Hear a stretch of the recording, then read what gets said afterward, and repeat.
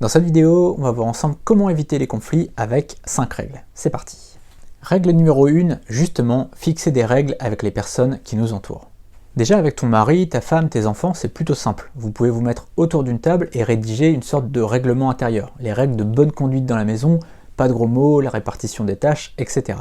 Et au travail, ça va dépendre de ton poste. Si tu es le chef d'entreprise, évidemment, c'est facile de mettre un règlement intérieur et de dire voilà, dans cette société, ça se passe comme ça. Si tu es manager, c'est pareil, tu peux mettre des règles dans ton équipe. Par contre, si tu es salarié, ça va être un peu moins officiel, ça va être un peu plus officieux. Quand quelqu'un va faire quelque chose, tu vas recadrer en fonction de comment ça doit être fait. Par exemple, quand j'étais dans un cabinet comptable il y a quelques années, le matin, en fait, j'arrivais et je me mettais directement à mon bureau et je commençais à travailler. Et en fait, c'était pas ce qu'il fallait faire quand on arrivait, il fallait aller dire bonjour à tout le monde. C'était comme ça dans la boîte, il y avait une vingtaine de personnes, je crois qu'on était 20-25, et donc il fallait que le dernier arrivé, finalement, il aille dire bonjour à tout le monde. Et moi, je ne savais pas, en fait, personne ne me l'avait dit. Et donc, le deuxième, troisième matin, je m'installe à mon poste, et la personne qui était avec moi, donc c'était une salariée, hein, c'était pas du tout un manager ou quoi que ce soit, c'était la salariée qui me formait, en fait. Elle me dit, David, est-ce que tu as fait le tour pour dire bonjour à tout le monde? Et je dis, bah non, ça fait 2-3 jours que je suis là, et en fait, à chaque fois, je m'installe à mon poste à 8h30 et je commence à travailler.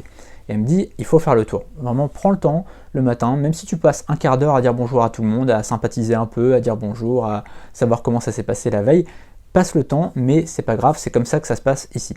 Donc tu vois, c'était quelque chose d'assez informel, mais ça a dû être dit quand même, parce que ça faisait partie finalement des règles de bonne conduite finalement dans la société.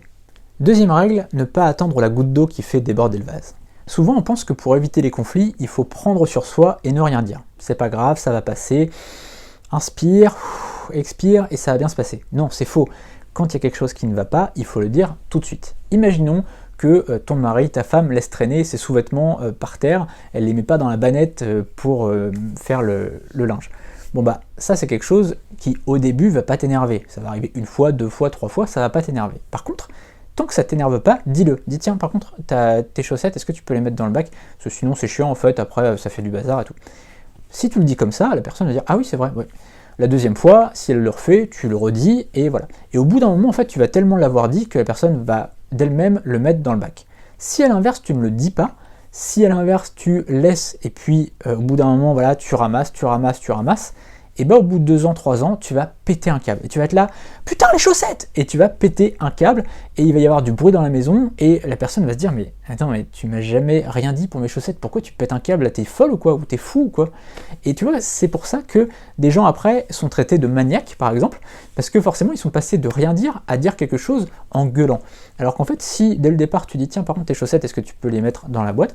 Ben ça pose aucun problème. Donc dès qu'il y a quelque chose qui te déplaît, dis-le tout de suite. N'attends pas du tout que le vase soit prêt à déborder. Troisième règle, dire aussi les choses positives. On a trop tendance dans notre vie personnelle mais aussi professionnelle à dire seulement les choses négatives et pas assez les choses positives. Alors des critiques c'est bien, des reproches c'est bien, il faut en faire de temps en temps quand il y a besoin d'en faire, mais il faut aussi savoir dire les choses positives. D'ailleurs, dans une vidéo précédente, je parlais des louanges et je disais que c'était important de faire des louanges derrière. La plupart des louanges, il faut les faire derrière, mais c'est important aussi d'en faire devant. De dire voilà, Patrick, j'ai beaucoup aimé ta présentation, c'était vraiment très clair, c'était très pédagogique, j'ai appris beaucoup de choses. Merci beaucoup pour cette présentation parce que franchement, ça m'a beaucoup éclairé. Ça, c'est quelque chose de positif, ça fait plaisir à la personne, ça va la valoriser. Et puis pareil, au niveau personnel, c'est important aussi de dire les choses positives. J'ai passé une super soirée au restaurant avec toi où c'était trop bien le film ensemble, il faut qu'on se refasse ça très bientôt parce que franchement c'était super. Ça c'est des choses positives et du coup derrière, quand tu vas faire un reproche sur un autre dossier au travail ou sur une autre chose dans ta vie personnelle, et ben la personne elle va moins t'en vouloir parce que tu compenses. Il y a des choses négatives comme partout, comme dans toutes les relations humaines, et puis il y a des choses positives. Et s'il y a plus de choses positives, c'est encore mieux.